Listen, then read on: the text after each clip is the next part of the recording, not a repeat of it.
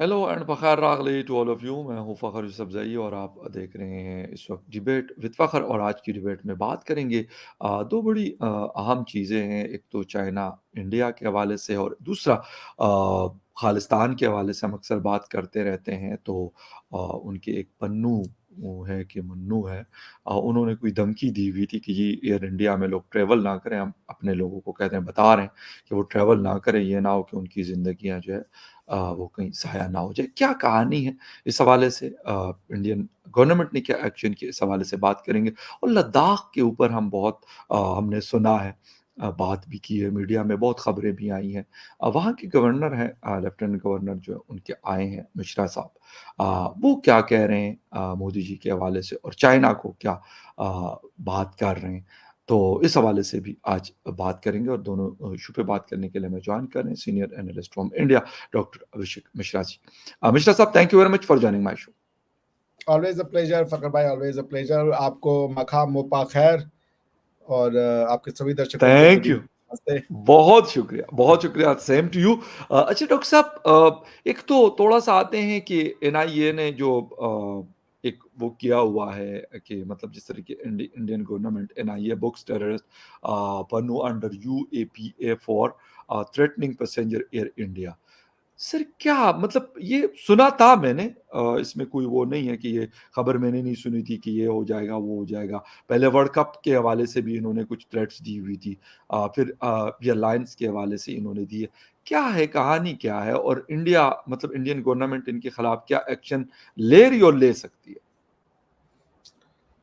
बिल्कुल, Indian government तो action लेगी, चूंकि उन्होंने इंडियन एयरप्लेन को उड़ाने की धमकी दी थी, तो जी, जुरिडिक्शन तो बनता है इंडिया का। और इंडिया ने, चूंकि ये टेररिज्म का मैटर है, तो जैसा आपको पता है, चूंकि हमारी कंट्री एक फेडरल कंट्री है, तो लॉ एंड ऑर्डर का मैटर एक्सक्लूसिवली स्टेट्स के हाथ में आता है। तो जी, उसमें एक ही एक्सेप्शन है कि यदि लॉ एंड ऑर्डर टेररिज्म से रिलेटेड मैटर का है, तो वो फिर रिजोल्यूशन, सिक्योरिटी काउंसिल रिजोल्यूशन 1267 है मेरे ख्याल से, उसके चलते हुए यूएपीए में टेररिज्म को एक स्पेशल क्राइम बनाया गया। और जी। उस क्राइम की वजह से अब टेररिज्म से रिलेटेड कोई भी अगर मैटर आएगा, उसको इन्वेस्टिगेटिंग एजेंसी, उसकी नेशनल इन्वेस्टिगेटिंग एजेंसीज होती है, एनआईए जिसको कहते हैं। तो पन्नू साहब का वीडियो सरफेस होता है, वो कहते हैं 19 तारीख को कोई ना खड़े और हम किस जान की वो ले लेंगे, धमकी दिए रहे हैं, कोई भी हो सकता है, मर सकता है, उड़ सकता है बम। जी, तो अब आप ये बताइए फकर भाई, कनाडा की गवर्नमेंट ने बोला कि जो हरदीप सिंह निज्जर का किलिंग था वो इंडिया ने किया है। बिल्कुल। 2.5-3 महीने तो मेरे ख्याल से आराम से बीत ही गए होंगे, ठीक है बिल्कुल, ना। जून का वाकया है। जून का वाकया है, नवंबर चल रहा है, तो आप सोच लीजिए। हाँ, अब आप मुझे ये 5 महीने। बताइए कि इतनी, जिसे कह लीजिए हाईएस्ट क्वालिटी का उनका टेक्नोलॉजी और डिटेक्टिव एजेंसीज और ये बिल्कुल, पुलिस और फाइव आइज की पुलिस एजेंसीज, क्योंकि फाइव आइज के भी 2-3 लोगों ने कमेंट दे दिया था कि अगर कनाडा बिल्कुल। कह रहा है, दम है इस बात में। तो एग्ज़ैक्टली। क्या हुआ उसका, मुझे समझ ही नहीं आ रहा है। वो इन्वेस्टिगेशन क्या हुआ भाई? ये तो उनकी लाइबिलिटी है ना। आप भाई, because Hardeep Singh Nijjar was a Canadian citizen, तो उसको जस्टिस दिलाने की जिम्मेदारी तो वहां की पुलिस की भी है ना। He was a tax paying person. क्या यस। हुआ उस इन्वेस्टिगेशन का? कहाँ है वो किलर्स, कहाँ है वो ऑपरेटर्स का? उनको जमीन खा गई, वो निकल गया। आपको तो सारा का सारा इन्वेस्टिगेशन करके भंडाफोड़ कर देना था इंडियन गवर्नमेंट का, बिल्कुल, और बिल्कुल। कोर्ट में प्रूव कर देना था। बिकॉज भाई अल्टीमेटली पुलिस की बात को सच मानने का जो इंस्टीट्यूट है वो तो कोर्ट ही है, कोर्ट के अलावा तो कोई नहीं कह सकता। तो आप कोर्ट में ले आते हैं मैटर को, क्यों नहीं ला रहे हो, क्यों नहीं कर रहे हो इन्वेस्टिगेशन? सारी दुनिया का लॉ ये कहता है कि if there is one unnatural death, that has to be investigated. या और अगर वो क्रिमिनल अननेचुरल डेथ है, तो that needs to be investigated. This is a foundational criminal law of all societies across the globe, all जी। Societies. तो मैं ये पूछा हूं, हरदीप सिंह निज्जर का इन्वेस्टिगेशन कहां जा रहा है, क्या हो रहा है, किसको बुलाए हो, कुछ तो बताओ। हुँ, यानी 5 महीने से आपको कुछ पता ही नहीं लग पा रहा है। उसी तरीके से ये पन्नू जो है, ये सरेआम धमकी दे रहा है, और आप हाँ, जो है लोगों की जिंदगियों को रिस्क में दे रहे हो। आप क्रिमिनल केस नहीं करना चाहते। तो ये बड़ा अच्छा टैक्टिक्स है गवर्नमेंट ऑफ इंडिया का कि अब पन्नू के अगेंस्ट में इंडिया में केस हो गया। अब उसके बाद जब इंडिया में केस हो गया एनआईए का, उसके बाद इंटरपोल में रिक्वेस्ट जाएगी कि ये बंदा ओके, जहां है इसको लाइए हमारे अगेंस्ट में। कनाडा को इस रिक्वेस्ट में हेल्प करनी पड़ेगी, क्योंकि they are part of the Interpol system. तो अगर उनकी वहां पे है और ये लेटर रोगेटरी कहते हैं, वो इशू होगा यहाँ के होम मिनिस्ट्री से तो कनाडा के होम मिनिस्ट्री में कि भाई आपके यहाँ पे ये बंदा है, हमें इन्वेस्टिगेशन में इसकी जरूरत है, आप इसको हमें दे, तो आपको अरेस्ट उसको करना पड़ेगा। अगर आप ऐसे नहीं कर रहे हो अपने क्रिमिनल लॉ को, अगर if you are not putting your criminal law into action, सो हम अपना क्रिमिनल लॉ इनटू एक्शन ला करके आपसे बोलेंगे कि भैया ये बंदा हमें दो, तो पन्नू को तो आपको अरेस्ट करना ही पड़ेगा। बिकॉज आपके यहाँ पे अगर आप वो कह रहे हो कि freedom of speech and expression है, हमारे यहाँ पे तो वो थ्रेटन टू लाइफ है, तो इट्स अ क्रिमिनल एक्शन। तो अब देखिए वो कोऑपरेट करते हैं, अभी तो इंडिया से बोल रहे थे ना कि इन्वेस्टिगेशन में कोऑपरेट करेंगे जी, इंडिया जी। वाले, अब हम कह रहे हैं आप पन्नू के मैटर में इन्वेस्टिगेशन में कोऑपरेट कीजिए जरा।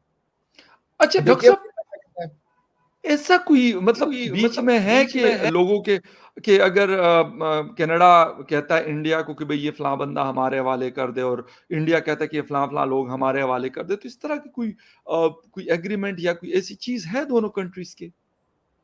देखिए दो तरीके से होता है नॉर्मली। एक तो ओके, होता है कि आपके बीच में जिसको म्यूचुअल लीगल असिस्टेंस कहते हैं, वो ओके, ट्रीटी साइन हो, ठीक है राइट, ना? म्यूचुअल लीगल असिस्टेंस की ट्रीटी साइन हो। दूसरा होता है एक्स्ट्राडिशन, वो क्या नाम है, ट्रीटी, कि हमारा ओके, कोई क्रिमिनल है तो आप जो है सीधा सीधा वहां पे हमको उसको एक्स्ट्राडाइट कर दे अपनी प्रक्रिया के थ्रू जो भी है। क्योंकि नॉर्मली अब गया जमाना कि आप अपने आदमी भेजते थे, वो किडनैपिंग करके ले आए, वो इलीगल हो जाएगा, वो किडनैपिंग हो जाएगा, आप किसी और के सिटीजन को लाएंगे। तो ओके, किडनैपिंग को वैलिड तरीके से ट्रांसफर करने का नाम एक्स्ट्राडिशन है।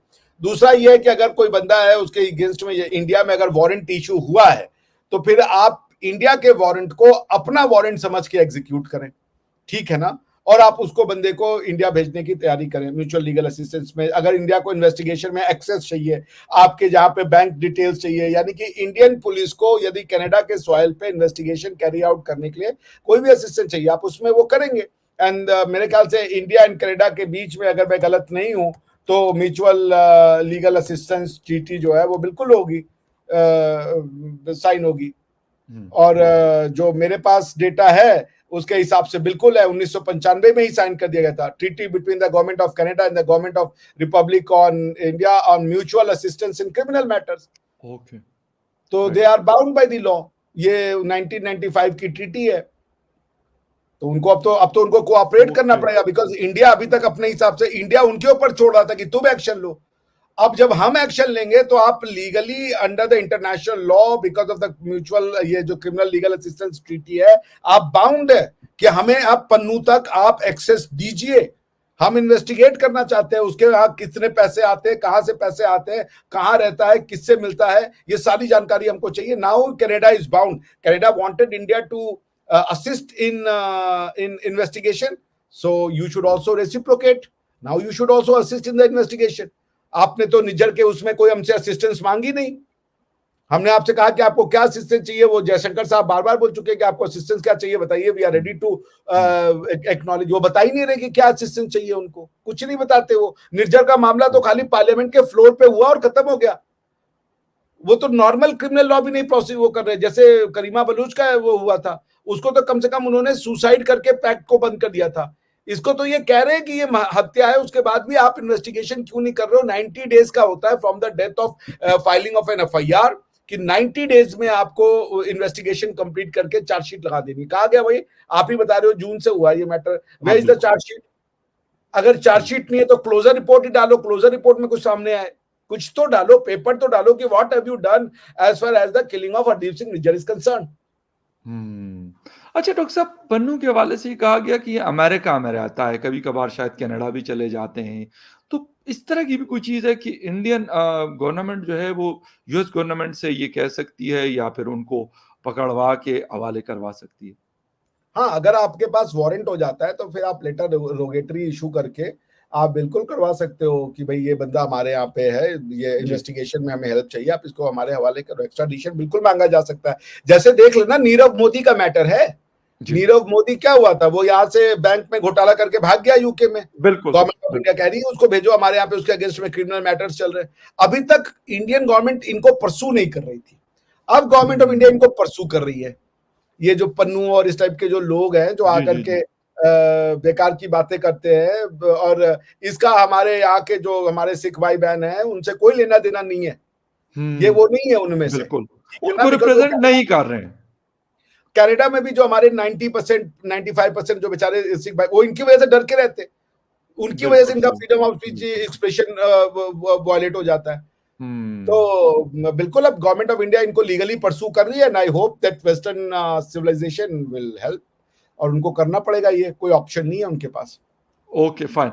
अच्छा डॉक्टर साहब थोड़ा-सा आते हैं ये अपना दूसरा टॉपिक जो हमारा है कि China frustrated at Modi strong stance is not able to have its way Ladakh के जो गवर्नर है, ये उनका स्टेटमेंट है। क्या ऐसी चीज़ें हुई हैं कि मतलब 2020 में जो वहाँ पे जो वाक़या हुआ और 20 या 21 फ़ौजी जवान जो है उनकी जानें गई थी इंडियन। तो क्या ऐसी चीज़ें की हैं मोदी साहब ने कि जो गवर्नर साहब कह रहे हैं कि हाँ, चाइना को हम कॉर्नर कर रहे हैं या उनको प्रेशराइज़्ड कर रहे हैं? नहीं, चाइना को हम प्रेशराइज नहीं, उनके कहने का मतलब है कि चाइना ने जो मोदी सरकार का स्टांस था लद्दाख पे, वो एक्सपेक्ट नहीं किया था। देखिए ये चीजें हुई कैसे, 370 हटा, जी, 370 हटने के बाद सिक्योरिटी काउंसिल को हिलाने की कोशिश की, वहां पत्ता भी नहीं हिला।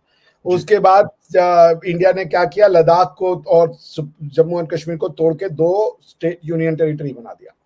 तो चाइना ने इस बात का एक्सेप्शन लिया, चाइना कहता है कि लद्दाख हमारा पार्ट है, सो कॉल्ड।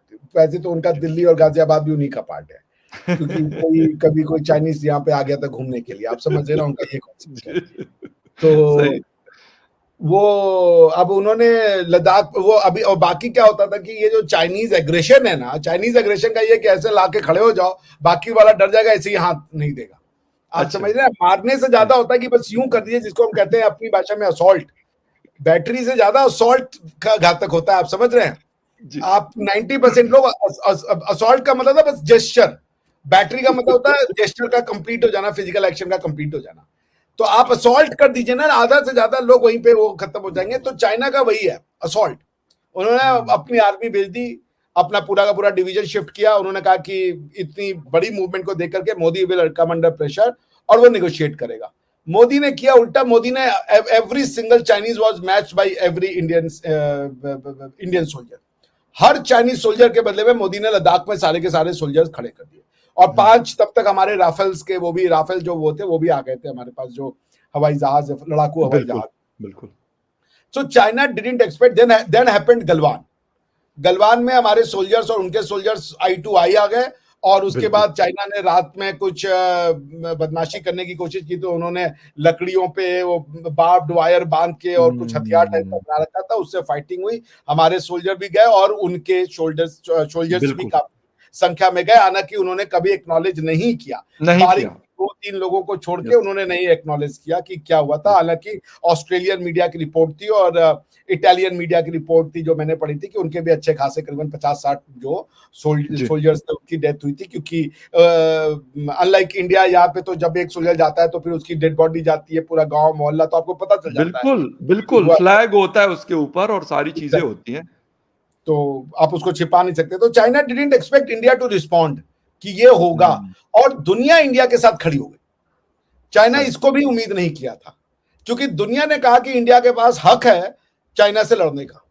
अब चाइना को, और उधर से आप अगर याद हो तो ताइवान को दुनिया ने अलग गर्म करना शुरू कर दिया था। 2 बार अमेरिकन फाइटर जेट्स अंदर आए थे, और अमेरिकन जो ब्लिंकन साहब या कोई और थे, 2-2 बार उनके हाथ पे मिलने आए ताइवान जी, से बिल्कुल, उनको। बिल्कुल, तो बिल्कुल, उन्होंने बिल्कुल। ताइवान को भी गर्म कर दिया था कि अगर कुछ होता है तो ताइवान भी हम देखेंगे। और उसके बाद एक शायद हुँ, यूएस का जो उनका जो नेवी का जो शिप था वो भी आ गया था बिल्कुल, बिल्कुल, काफी नियर बिल्कुल, शिप बॉर्डर। कैरियर। यस, तो China was surrounded, and a strong message was communicated to China कि ये बुलिंग तो नहीं चलेगी। उसके बाद दूसरा ये हुआ था कि इंडिया ने कैलाश पर्वत की हाई रेंज पे जाकर के कब्जा कर लिया था, जिससे हुँ, कि चाइना ने उम्मीद नहीं किया था कि ये एक प्रोवोकेटिव स्टेप इंडिया लेगा, बिकॉज कि वो हमेशा से इंडिया से एक रिएक्टिव स्टेप के आदी थे कि इंडिया हम ऐसा करेंगे तो इंडिया ये करेगा, इसी हिसाब से वो स्ट्रेटेजी बनाते थे। लेकिन दिस सही। Time they were taken a back, जब इंडिया ने पीछे से जाके पूरा का पूरा कैलाश रेंज जो था उसके ऊपर उन्होंने जाके कब्जा कर लिया, विच टुक चाइनीज बाय सरप्राइज। तो यही उनके कहने का मतलब है कि चाइना को, और देखिए चाइना को, ये तो यूएस मीडिया कहता है, यूएस के लोग कहते हैं कि चाइना के टिकटॉक को बैन करने का गट्स यदि किसी आदमी ने पूरी दुनिया में दिखाया तो उसका नाम है नरेंद्र मोदी। चाइना हुँ। के 100 से ज्यादा ऐप्स को मोदी ने स्ट्रेट अवे बंद कर दिया, और ये वहां के सीनेट में भी ये आवाज गूंजी कि भाई इसको अभी उन्होंने कहा, निकी हेली ने, कि हम टिकटॉक को क्यों नहीं बैन कर रहे हैं। अभी आप देखिए ये जो लेटर टू ओसामा जो करके बड़ा पॉपुलर हुआ है अभी 2-3 दिन हाँ। पहले, कि ये पैलेस्टाइन वाले कॉन्फ्लिक्ट में लेटर टू ओसामा, वो भी ट्विटर नहीं फॉलो किया था। तो फिर वहां पे जो सीनेट और वो वहां पे लोगों ने बोला कि एक ही आदमी है जिसने टिकटॉक को पूरी दुनिया में कहीं पे बैन करने का वो ताकत दिखाया है, तो उसका नाम है Narendra Modi. Narendra Modi is the only person who took Xi Jinping bye it's horn. उसने शी जिनपिंग के साथ ही लॉक्ड हिज हॉर्न। उन्होंने कहा देखते जो होगा देखा जाएगा, वरना कोई अभी तक टिकटॉक को बैन करने की सक्षमता और चाइनीज इकोनॉमिक माइट को चैलेंज करने की सक्षमता नहीं उठा पाया था। तो ये वो मैसेज देना चाह रहे हैं मिश्रा साहब कि Modi really stood up to China, he stood his hmm. Ground. और ये दुनिया को ये मैसेज गया कि भाई मोदी है तो मुमकिन है। बिल्कुल सही, बिल्कुल। अच्छा डॉक्टर साहब एक चीज़ और मतलब जिस तरह का रहा और अभी भी क्योंकि दोनों कंट्रीज़ की फ़ोर्सेज़ मौजूद हैं बॉर्डर पे एलएसी के ऊपर, तो क्या चीज़ हो सकती है कि ये रहेंगी अभी कुछ अरसा और कम हो जाएँगी या इसमें कोई कमी के इम्कानात फ़िलहाल नहीं हैं? देखिए फ़कर भाई, to be honest as an analyst अगर मैं ये देखूँ कि जी, ये जो चाइनीज़ टैक्टिक्स है टू स्कूप आउट टेरिटरी, थोड़ा-सा आगे बढ़ो वो टेरिटरी मेरी हो गई, ओके। थोड़ा-सा और आगे बढ़ो वो टेरिटरी मेरी हो गई। ये एक हुँ, उसका स्ट्रैटेजी का पार्ट लगता है। But since India is aware, मगर ये है कि देखिए अभी अभी आप अगर इसको हॉट परसूट में ले जाएँगे तो दिक्कत होगी। जैसे अभी चाइना को आप देखिए कई फ्रंट पे चोट लग रही है। हाँ, जैसे बिल्कुल। आज की न्यूज़ है, टेस्ला ने कहा है कि हम इंडिया में अगले साल तक हम अपनी फैक्ट्री खोल देंगे।